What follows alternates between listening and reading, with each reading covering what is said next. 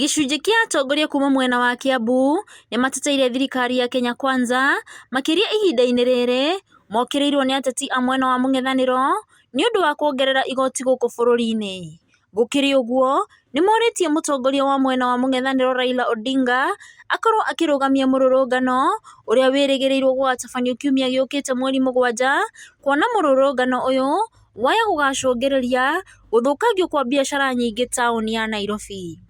Makĩaria marĩ taũni ya Thika, atongoria aya matongoretio nĩ ũrĩa warĩ mũhũranĩri gĩturwa kĩa ũmbunge taũni ya Thika na kĩama kĩa Jubilee na ũrĩa warĩ mũrunawe wa hakuhĩ wa Raila Odinga, Reverend Kariuki Ngari, maugĩte atĩ andũ marĩ igweta gũkũ bũrũri-inĩ nĩ makoretwo matekũrĩha igoti mĩaka mĩnini mĩhĩtũku, na kwoguo thirikari ĩrĩ na kĩbarũa kĩritũ gĩa gũtigĩrĩra mũkenya wothe nĩ arĩha igoti ũrĩa kwagĩrĩire. Tunataka kusema serikali haiwezi kufanya kila kitu kwa siku moja. Tuache kusurutisha serikali kufanya hiki, kufanya kile, na wao wenyewe walikuwa katika hiyo serikali na wanajua hawakuacha pesa.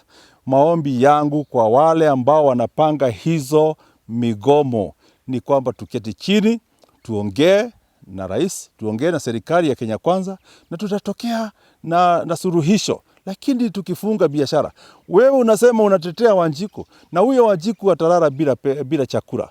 Mimi pia ninasikia kukuchukia kwa sababu sitapata pesa Tuesday.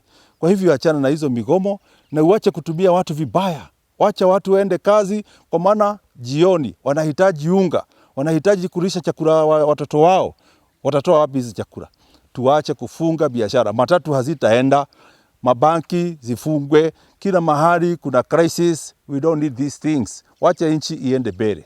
Mĩario yake nĩ iranyitirwo mbaru nĩ Deacon Mũrĩgĩ gũkũ akĩũria mũtongoria wa bũrũri William Ruto hamwe na mũtongoria wa mwena wa mũng'ethanĩro Raila Odinga magĩe na ũiguano nĩguo marehe thayũ gũkũ bũrũri-inĩ.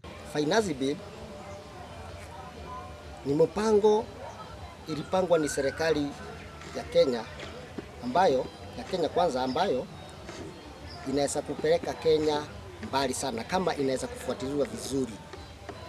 Second, wabunge wale walipitisha finance bill ni vizuri sana kwa sababu itaweza kufikia wale ambaye hawakuwa wanatoa kodi.